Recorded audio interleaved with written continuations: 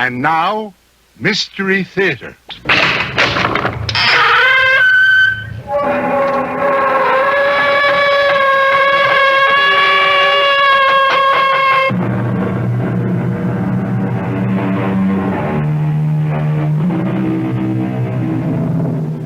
Come in. Welcome. I am E.G. Marshall. Welcome to the world of your own terrifying imagination. Since the beginning of time, people have argued about the existence of ghosts. They've been called variously wraiths, specters, phantoms, apparitions, shadows, or shades, but everyone agrees that if there are such things as ghosts, they are the souls of dead persons haunting living persons. And that's what our story is about. Ghosts. No one, Mr. Garth, whether professional ghost hunters or ordinary people, have ever been able to spend an entire night in that house. Well, how many have tried, Mr. Flanders? Well, I know of at least a dozen. And that's within the past 2 years. Well, did you get any reports from the professionals? Oh, sketchy ones. But they all say the same thing. That whatever or whoever it is that haunts that house, the manifestations are the most powerful and evil in their experience. They all mention nameless horrors.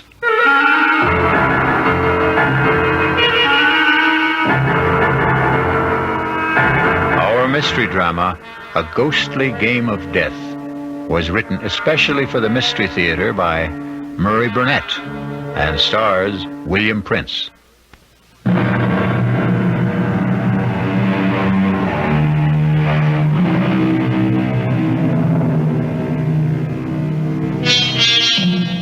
Nameless horrors, a nice phrase, but as soon as you put a name and identity to horrors, somehow they prove bearable.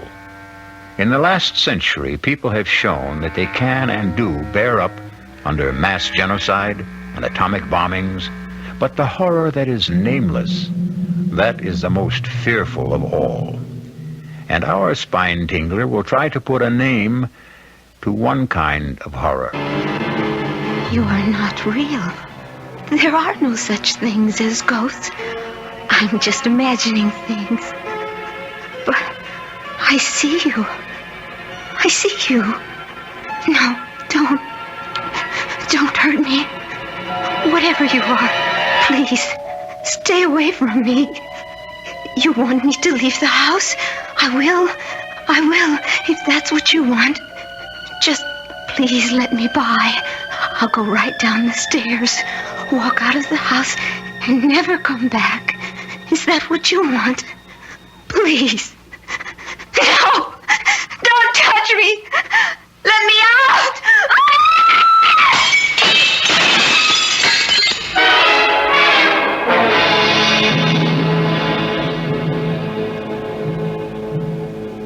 Suicide. That's what all the papers say, Mr. Garth. But we know better. It's ghosts. That house is haunted. Mr. Flanders, my field of study is the supernatural. But I can't even begin to tell you whether I can help or not until you get control of yourself. I'm sorry, but this whole thing is just about putting our firm out of business. Well, the house, Mr. Flanders. Do you have anything on the history of the house? Yes. It was built in the early 1800s by a sea captain named Ephraim Hatch, for himself and his bride, a young lady named Lucy Endicott. And they lived in it for some 4 years until the tragedy. Mm-hmm. You have the details? Well, Captain Hatch was supposedly a hellraiser in his youth, but also a great seafaring man. He was in whaling and, if the rumors are true, slave trading. At any rate, he amassed a fortune. He fell in love with this Endicott girl who was the town beauty, married her, settled down, and built this house. Mm-hmm. The tragedy. Well, the story goes, as nearly as we can piece it together, that the captain returned from one of his voyages earlier than expected and found his bride entertaining a lover. And he killed them both. Horribly. And ever since, the house has been haunted and unlivable. We're building a condominium. This house is a key location, right in the middle of the property we own. We can't even get wreckers to tear it down. No one will go near the place. Well, you keep telling me that no one has lived in the house. What about this girl who just died there? Oh, that was a stupid idea of my partner's. Her name was Roberta Ginley, a television reporter. She wanted to make a name for herself, and my partner sold me on the idea that if she spent a night in the house and then went on television and told people about it, our problems would be solved. And now we're in a worse mess than before. That's why we came to you.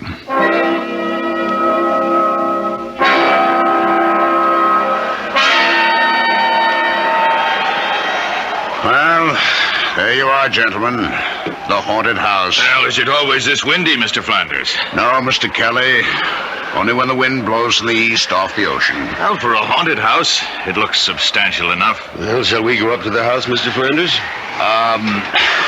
Why don't you two go? I'll wait for you here. You'll be quite safe, Mr. Flanders. It's broad daylight.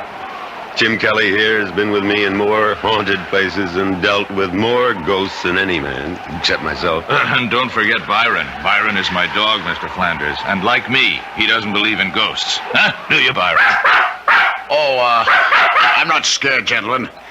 It's just that so many times well, I don't want to influence you. Suit yourself.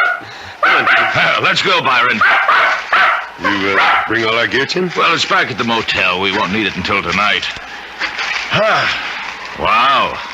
They certainly built solid houses in the old days. Look at this door. What? Take it easy, Byron. Boy, everything's okay. You got the keys? Right here? All right, in we go. Come on now, Byron, come on. We're on our way to meet the ghost.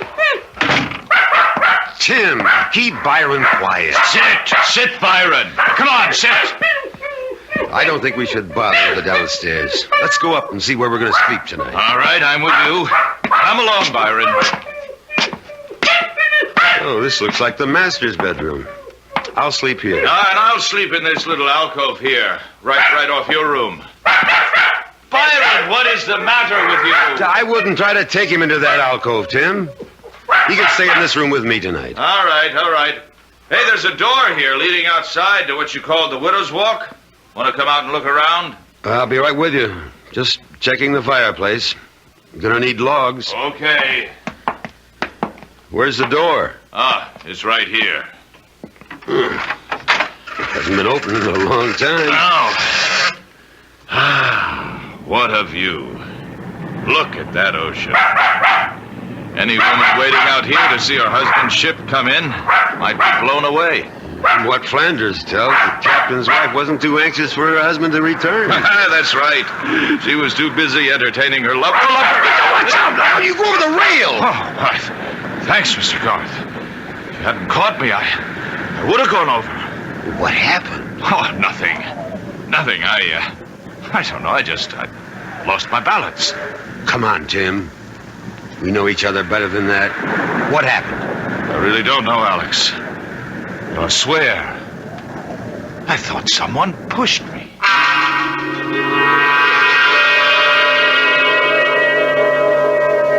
Mr. Garth, I'm not at all sure I'm doing the right thing, and I'll understand if you don't want to go through with this. I'll pay all your expenses to date. You're concerned about my safety? Yes. A real estate deal is important, but not that important. Mr. Flanders, you'll have nothing on your conscience. Tim and I will spend tonight in the house, and by tomorrow, the ghost should be at rest.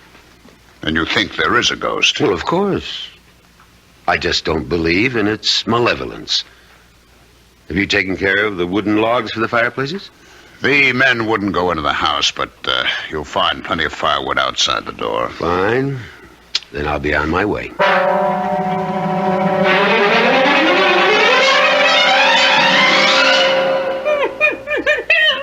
I've never seen Byron act like this.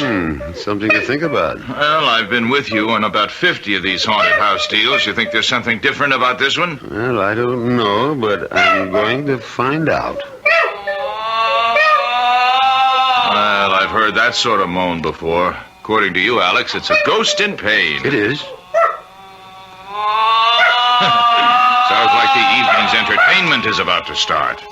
Tim, Yes, Alex? we've worked together for a long time, and we get along so well because I respect your disbelief in the supernatural. Which has come in handy when I uncovered a few tape recorders and other little fake devices. Right. But for your own sake, Tim, there's something about this house that seems different. Now, please, be careful. Huh? You trying to scare me? Oh, I don't think that's possible. Right. Now, how about some wood for my fire? Oh, whoever you are, if you're trying to scare us, it's not going to work. You know, in all the years we've been working together, Alex, I've yet to see a ghost. But you've heard them. Oh, so you tell me. You talk with them. I just hear noises, and sometimes they're man-made. And sometimes not. Would you strike a match, please? That's better. Get some of the chill off the room. Fireplaces always seem to make a room more cheerful. The electricity must have been installed around, I guess the turn of the century, huh? Well, I've seen brighter lights, but at least we have lights. And candles. Oh, did I share mine with you? No, I have a supply back in my room. Oh, all right. Here we go again. Spirit wrapping. Oh, now I've made it angry. Shut up. Listen to me. Whoever you are, my name is Alex Garth. I would like to help you, but I can't unless... Doesn't want to talk to you, evidently, Alex. We'll see. Although you're my friend in a lie, you are often a disturbing influence. Now, I won't deny that I'm an unbeliever. So I'll turn in now that the fire's going. And you can go back to your side of the room and commune with the spirits. And with each other, Tim. We'll check with each other, as we always do.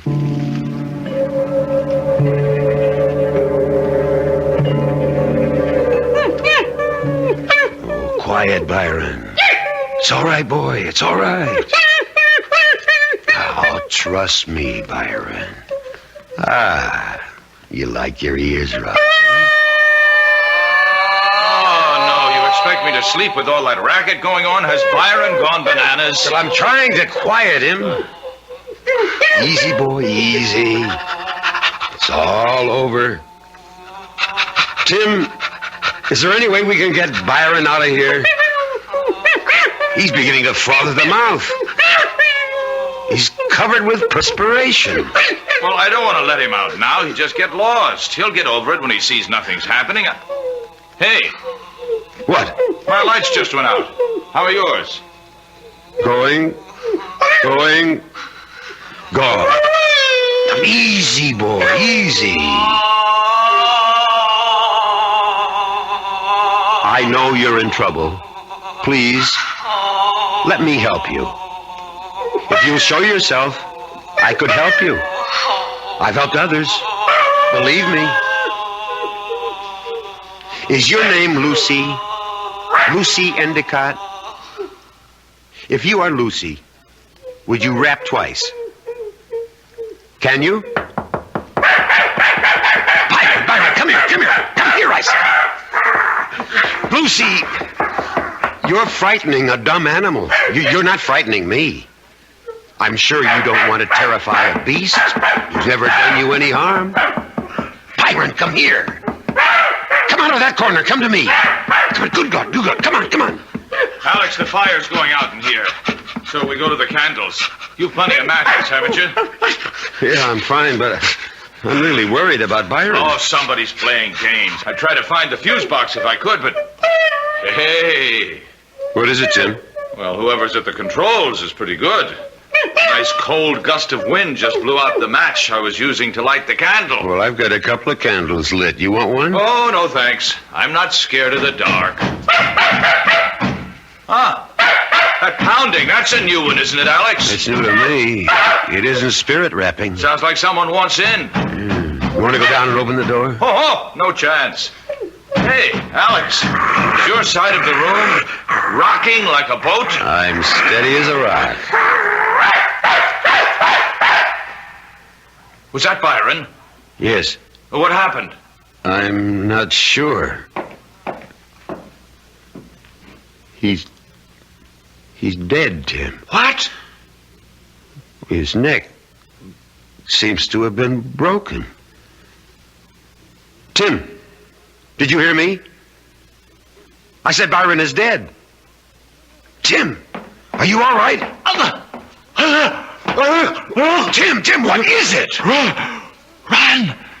Run for your life!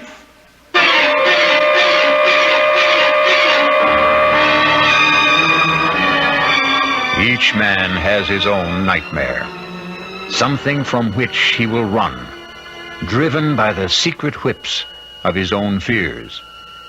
But I suspect that Alex Garth could not tell you what it was that Tim Kelly ran from that night in the house that faced the sea. We'll be back shortly with Act Two.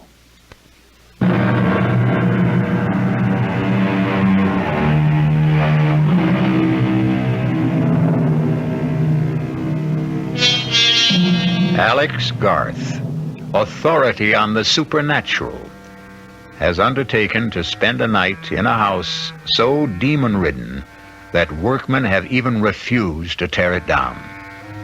Deserted by his friend and ally, Tim Kelly, who fled in terror from unknown fears, Garth knew that he had to face the rest of the night alone as the heavy outer door boomed closed behind Tim Kelly.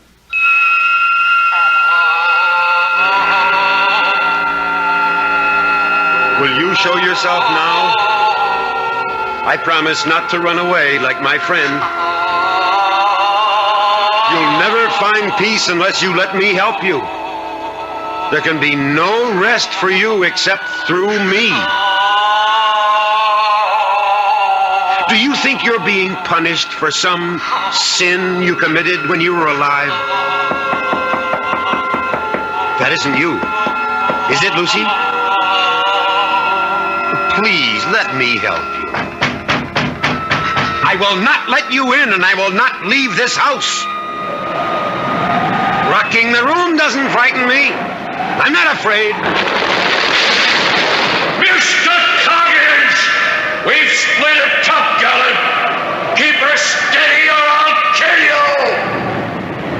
That letter I received in Trinidad tells me that my Lucy, my wife, isn't carrying on under the roof of the house that I built for her with young John Rogers. So, Mr. Coggins, we're going to drive for home and to hell with the storm. Nightmares. We've all experienced them.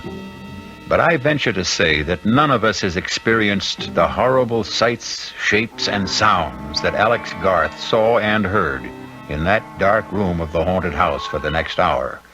And when he still held hard to his sanity and what remained of his courage, the apparitions changed in character. Garth no longer knew what was real and what was fantasy. He later told me that he may even have fallen asleep, hard as that may be to believe. Alex? Alex Garth? Lucy? I am Lucy. Am I not fair, Alex Garth? Yes, Even beautiful? very beautiful. Would you not like to touch me, Alex? Even if I wanted to, I could not. You think I am cold and repulsive. That is what you think. John, tell Alex how nice I am to touch. You are very nice to the touch, Lucy. Was John your lover? You do nothing but ask questions, Alex Garth. What should I do, Lucy? Make me feel once more the touch of a man you love. And Lucy, you're in torment. I can only give you peace. torment? Why should I be unhappy? I live here in my house and... Of course, we were naughty, John and I. We tried to frighten you. But that was only because I don't like strangers in my home. Apologize to Alex, John. This is a childish game you're playing, Lucy. But I adore games. I love games. Come, dance a minuet with me, Alex.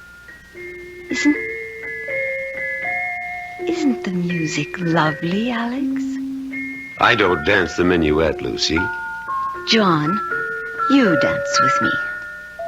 This was how John and I first met. Doesn't he dance beautifully, Alex? Very beautifully.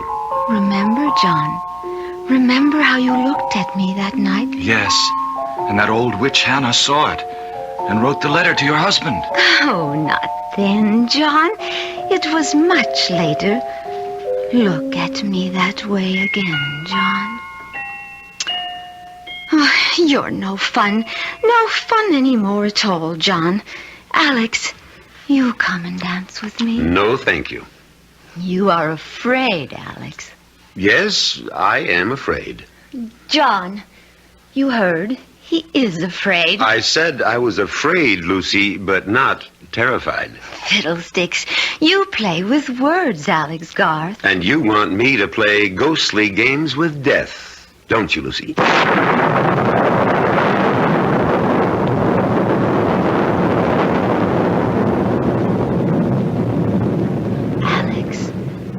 Alex Garth, wake up. I wasn't asleep. You are here to drive me from my home. Are you happy in your home, Lucy? I will not leave. You shall fail. Others have tried. Would you like to see what happened to those others? I have a mirror you can look into in my room, just down the hall. Look in that mirror if you dare. I think I've been given a fairly good idea already. Leave this house, Alex. For your own sake, leave. Tomorrow morning, Lucy.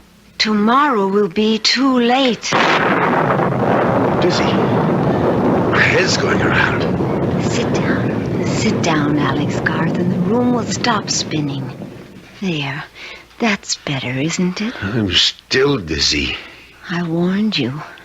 Now, Alex Garth, now, look at me. Good Lord! You do not find me beautiful now, Alex Garth. Not now with the blood flowing from the wounds inflicted on me by my husband when he murdered me. Not murdered, executed. You would not like to kiss me now, Alex Garth. Stay where you are. You need not worry about my blood staining your clothes. It will not even show. Stay away! Stay away! I warned you, Alex Garth. You think no one would wish to embrace me now, with the cuts and wounds and blood disfiguring me. Is that what you think? I'm not listening! Someone will wish to kiss me. Someone who loves me. I will kiss you, Lucy. I will embrace you. And I will embrace you, John, my love, even with the blood flowing from your poor I dear. can't look. I can't. It will do you no good to put your hands over your eyes, Alex. You will still see the bloodied lovers kiss. No, I won't witness this horror. My thoughts are mine. And they're real. You're phantoms and you don't exist.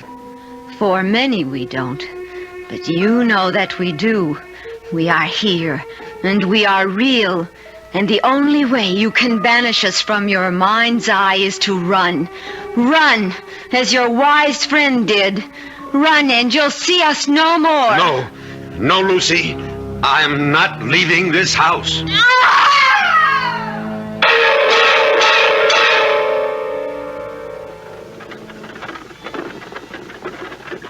This is the carriage bearing me to the burial ground, Alex. If you open your eyes, you can see into the coffin.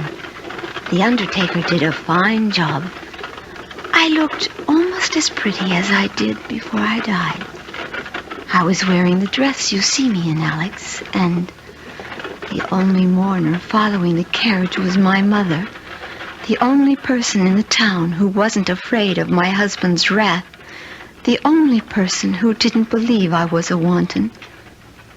Do you believe that? Yes, You do? yes. Everyone feared Captain Hatch. And you, Lucy, most of all, you still fear him. No. Oh, why won't you go? Like you, Lucy, I am bound. How bound? By my knowledge, by my pride, by knowing if I leave now, I've failed. You have stayed longer than anyone. Not long enough. You mustn't stay. What you have seen is... it will be worse and dangerous for you. Even more dangerous. I mean, you're afraid for me? Yes. Why? You really don't know. Of course not. But you've seen John. Have you not noticed that you are very alike? Well, I really hadn't looked that closely. Would you? No, I believe you. Then you must see how dangerous it is for you now. Then help me. I cannot. If you would trust me and tell me what the control is, I could help. You're very wise, Alex, but this is something beyond your wisdom. Try me. It's impossible. I am held here by forces stronger than yours. How do you know what my powers are? I told you, you are not the first who has been here, but you are the bravest, and your courage will destroy you.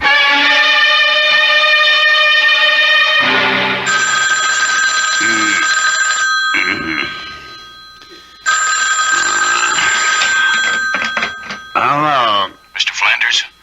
Who's this? Kelly. Tim Kelly. Where are you? Austin. But what are you doing? Mr. Flanders, I owe an apology, but I owe Alex a lot more than that. Mr. Flanders, you've got to get Alex out of that house. What happened? Just get him out. It's 4 o'clock in the morning, Kelly. You woke me up. I'm not quite functioning yet. What did you see? What's in that house? Demons. Well, I thought you didn't believe in ghosts. No, but I believe in evil. And Mr. Flanders, in that house, you can actually feel the presence of evil. It's all around you, and it's dangerous. Now, listen, Kelly, Garth knew what he was getting into. It's up to him to handle it. But I tell you, his life is at stake. Well, if you're convinced of that, then it's up to you to do something about it. Not to run away.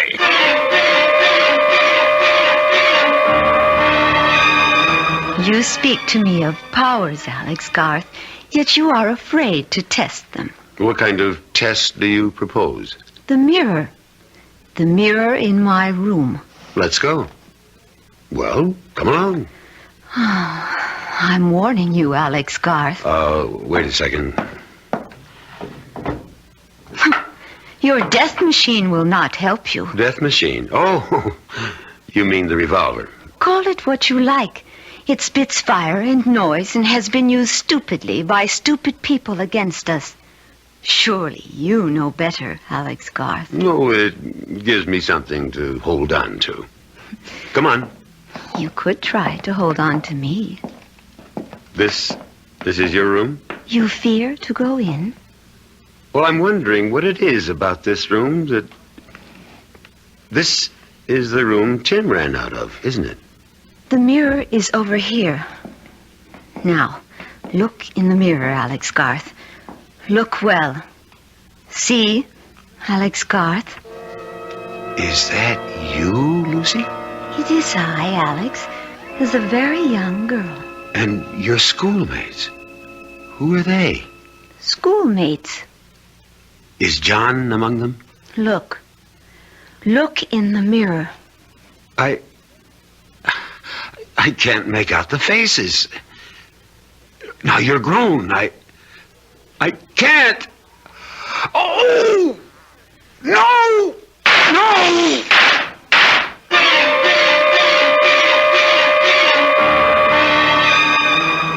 Mirror, mirror on the wall. What did the hunter of ghosts, Alex Garth, see in the mirror that so terrified him he lost his head and shot at the images in the glass?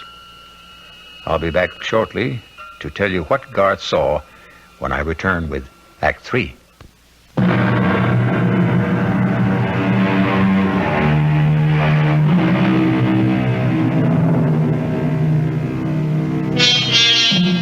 Some people believe in ghosts, some very thoughtful people.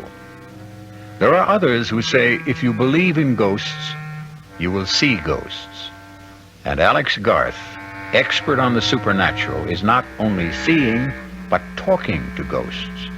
As experienced and as cool a ghost hunter as Alex Garth has just committed the childish act of firing his revolver into a mirror, shattering the glass into 1,000,000 pieces, and doing the same to his composure. Stupid. Stupid, stupid. Breaking the mirror isn't going to change anything, Alex Garth. The only thing you can do is leave. I'm not leaving, Lucy, until dawn. If you stay, your mind becomes a mirror. A mirror for all the things you don't want to look at. Well, if I have to look, I will. Then farewell, Alex Garth. You and I will see each other. But we can no longer talk until you join us. Join you? You are doomed. You will join John and me here in my home for all eternity. And God help you, Alex Garth, because I no longer can.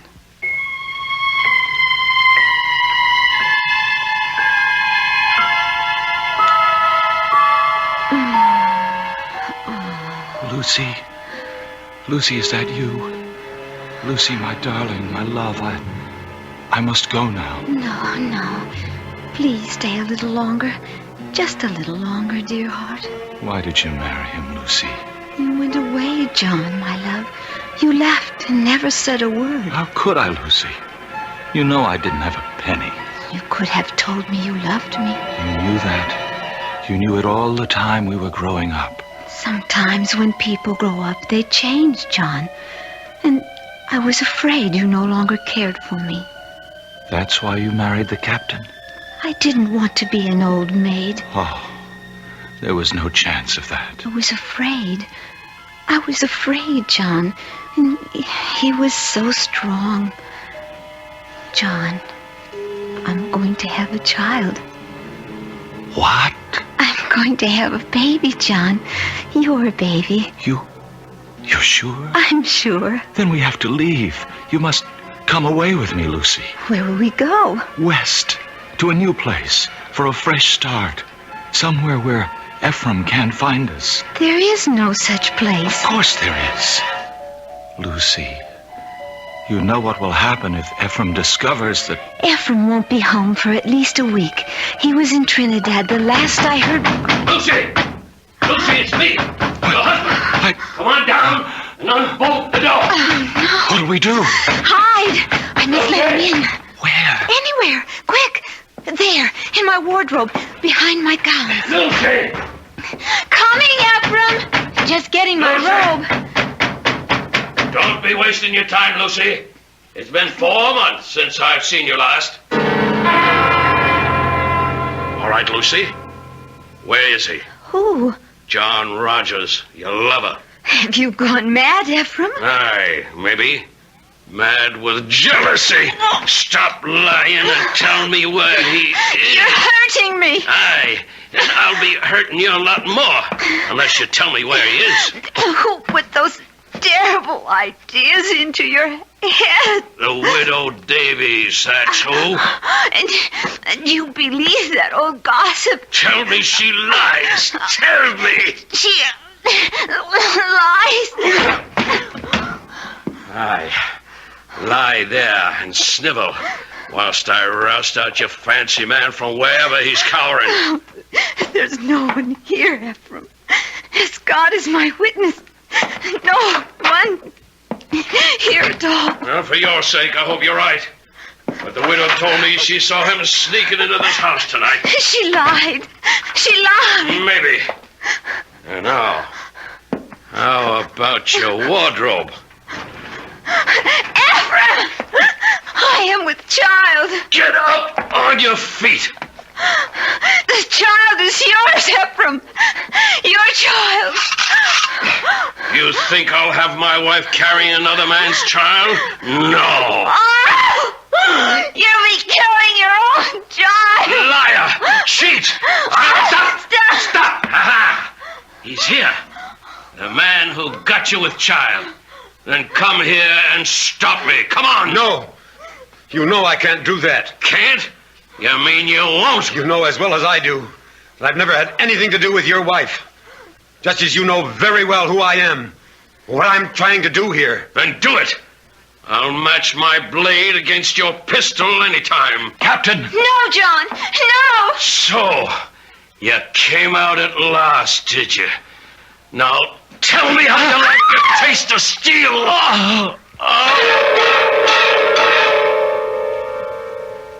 Here. Have another drink, Garth. You look as if you need it.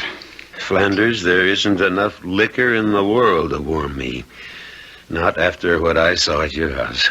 Then it is haunted. By ghosts beyond anything in my experience. Can you help me? I hope so, but I'm not sure. I managed to stay the night, and I barely managed to survive. There's one room in the house that seems to be the focal point of all the manifestations. That's the room I believe was occupied by Captain Hatch's young wife, Lucy.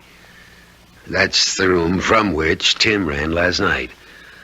And that's the room in which I saw things no man should ever have to see. And you propose? To hire some workmen? No, that's impossible. I told you what happened when I had workmen. I can understand why no workmen from around this area will go near the place. I intend to import a couple of men I've used before.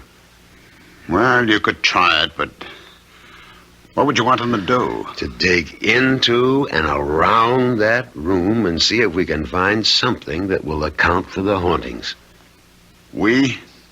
Well, you and I will be with them. Correction. I hired you, Garth. You'll be with them. And report back to me.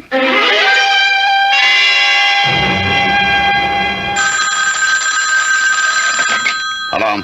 Flanders, this is Oliver Scott. I'm calling you from a diner just down the road from the house. With good news? With news. My workman walked out. Well, that's that. If you want that house cleansed, all I ask is you meet me there in half an hour. Well, why do you need me? Well, for two reasons. One, I don't know what may have to be done to the house, which is your property. And two, I don't think one man can do all the necessary digging that may have to be done.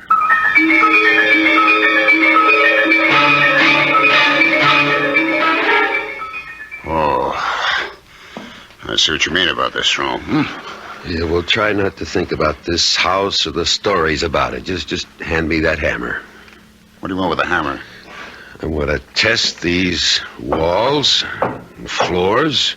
You think there's a secret passage or some nonsense like that? Well, I don't know what there is, but there must be something.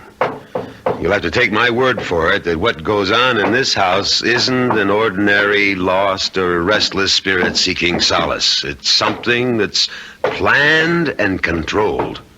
How? That's what I hope to find out. Ah! Here. You found something? I think so. Listen. That sounds hollow. Yes. And the further down you go towards the floor, the hollower it sounds. Hand me that crowbar. Well, maybe we should let things be. Not if you want to rid the house of the ghosts. But what will we find? Lord knows. Here goes. I know. Wait. Can't you handle this without me? You scared? Well, I think I'd feel better if I stepped outside. Be over in a minute. I don't think I'm going to be able to stand this. Well, just think of something else. You get a thought, you hold on to it. Well, I can only think of the sea and the storm and a ship driving and a woman. Flanders, hold on to me. Hang on. And look. Look, there's nothing down there but a room. Look for yourself. God, why should I be so terrified? Why do I want to run? There are steps. Come on. No, you want me to go down there? Come on, it's only an empty room. I'm not so sure it's empty. Come on! Steady now. What's that? It's a table. There's something on it. I know. Let's see. It's just a plain saucer. Yeah, the saucer's plain. But look what's in it. What is that stuff? Well, I'm not sure, but it looks to me like... or something like mercury. I bet there's mercury in it. Now we'll have to have it analyzed. What's that on top of it? A needle. Look at its spin. I see. But don't you see anything else? No. Well, look under the saucer. Looks like a slip of paper. It does indeed. Let's have a look at it, if I can get it out without disturbing the... There we are. There's writing on it. What does it say? As moves this needle, so moves my will. Accursed be this house and all who dwell therein. See to it that they find neither rest nor tranquility, but be doomed to eternal agony and torment beyond the ken of man and woman. To which I affix my seal and signature, Ephraim Hatch, master of the schooner Lucy. Do you mean to tell me that this piece of paper, that saucer of liquid, and a needle... Look out! The saucer! Be careful! Quick, the ladder! Hurry, Flanders! The smoke! I can't breathe! Up the ladder! Quickly! I'm right behind you!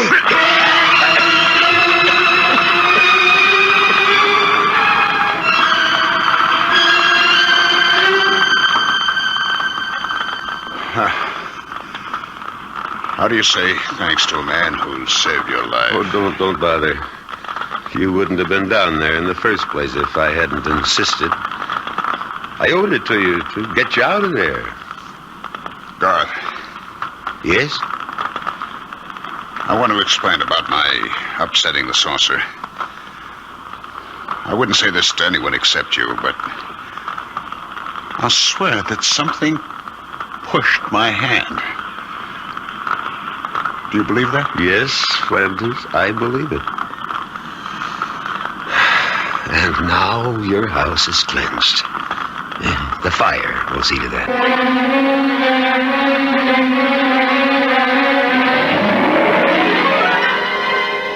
For those of you who are skeptical about the existence of such things as ghosts, I have a suggestion. Find a house reputed to be haunted and spend a night there, and then let me know about it. I'll be back shortly.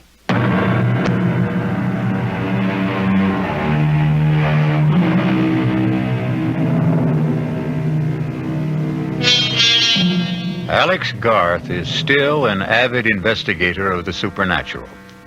However, he has a curious reluctance to tell people about what he saw during the night he spent in that house on the New England coast.